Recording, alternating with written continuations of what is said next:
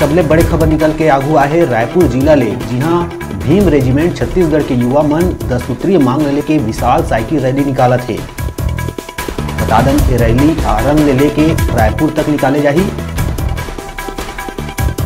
विशाल rally में Bhim regiment के युवा सहित प्रदेश अध्यक्ष के नेतृत्व में निकाले जावत है।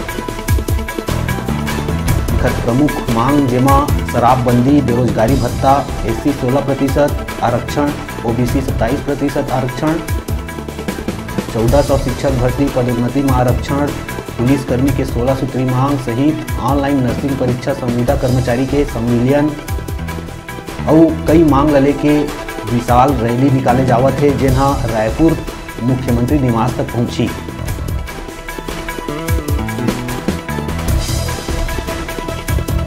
बड़े संख्या में भीम रेजिमेंट के युवा मन साइकिल रैली निकाल के सरकार के खिलाफ विरोध प्रदर्शन करत है।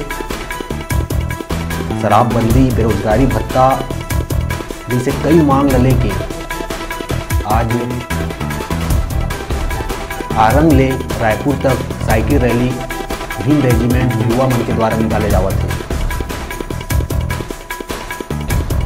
बता दें रैली रायपुर मुख्यमंत्री निवास तक पहुंची, यहाँ पर मांग लेके ज्ञापन सौंपी।